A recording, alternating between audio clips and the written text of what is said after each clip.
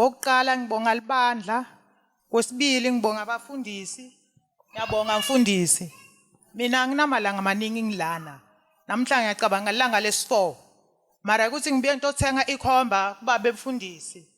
Umntwana wami bamxoshe esikolweni wafunda grade 10. Wathi principal akasamfuna esikolweni ngoba imaths u3 ema subject akawakhona ukuwafunza. Ngasuka mina ngabiyela ekhaya eNkomazi ngiyokhuluma naye wathi vela angeke kulunge. Ngatholana nababe angimadi ngamjwayeli babe ukhona babe Mdluyi wathi asambe esontweni babe Mdluyi. Ngithatha lento ngathi incane wathi babe Mdluyi hey asambe esontweni. Thola vela ngakhululeka ngethe esontweni. Uma ngifikile la esontweni bathi kufuna umukele vela asimukeleni ungamukela vela akuqedzi nemalanga lamangaki. Mina wami mntwana uqashiwe mina ngitela Monday. Uma ngolesibili wakhona ngale khombo waqashiwe egarage wasebenza. Ngiyabonga. Bazalwane mina ngifuna nje into nje abantu bayibambe because kunabantu basibukela lapha emakhaya. Umama wafika la unomntwana ucoshwiwe lapha no principal. Bathi lo muntu akayazi next loyo. Wafika la 4 days. Kungakapheli 4 days. Ayikapheli 4 days. Uyasebenza? Use garage. Siphi sathi kodweni. Khona uvula kuvaliwe la. Afundiswa ukuthi ku Ministry of Labor la. Uzothola umsebenzi wakho kunendawo. Shaya izandla ulilisele haleluya. Ligama lami ngimprithi wakaMalibe ekhaya kusehlahlawu. Mina ngenza enansi ngamabunda. Ngisukumela kubonga ligcobo la ekhaya. Kuthi ligcobo la ekhaya liyasebenza. Njengoba ngikhona ngingenile ngathi uyeti inyawo phakathi kulendzawo. Ngisukumela kumbonga uNkulunkulu. Ngibonge Boston Ndlovu. Ngibonge Mmake Ndlovu. Sekugucuke sengimake.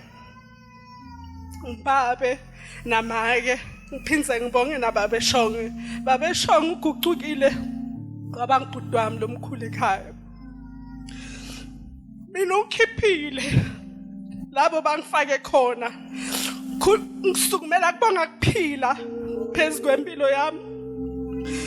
Ungadadi ukuthi ngibane empilweni kodwa namuhla ngiyadadi. Ngisukumela kumbonga babe Shongwe. Ngibonge neligcobo la ekhaya ukuthi mina nginemntwana bongitshela ukuthi umntwana wami angeke aphinza esikolweni. Njengoba mina ngihlala ngita esontweni every day. Ngisukumela kubonga uNkulunkulu ukuthi uNkulunkulu lo mnyaka umntwana wami uphume ne-certificate ka grade 12 uphume number 3 ka grade 12. Shayisana uNkulunkulu.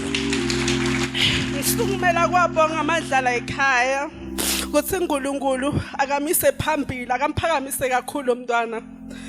Ngibe ngumuntu ebantwini ngalomntwana njengoba phakamisa lo mntwana nami sengiphakeme ngidoba ngumuntu ebantwini.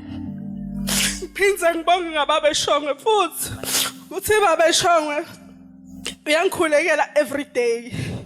Lamaviki landlukile emkhathini kweliviki bongilunya siso lesingapheli ngetoilet ngaphuma lutho ngisinza sibeletho. Kuthi uma ngetoilet ngisibambe lesinye ngive ukuthi kahle lesinya lesiyasinza ngathi ngiyotala ngiyangilokha uma ngifineke etoilet kodwa babe Shongwe sengifika ngelisondo ngaphinza ngabo pressure lemkhathini yobusuku ngayibophi pressure likhalo lami ngevale ndiyehla kodwa ngafika esontweni babe Shongwe ngikhulekela ngeva kwehla kwaphuma nemoya loshisako phasi ngetulu kimi ngeva sinya sami sikhululekile sibeletho sami ngathi ngeclinic ngathiwa ukuthi eclinic bathi ngibofuthuma edamandi lawo ngwabekela phasi kwesinyo makhada ngathi buta ngasimakhada kanjani ngihamba ngesontweni bangikhulekela ngafika ngaphila ngasinza kuloku bo bangifake kona.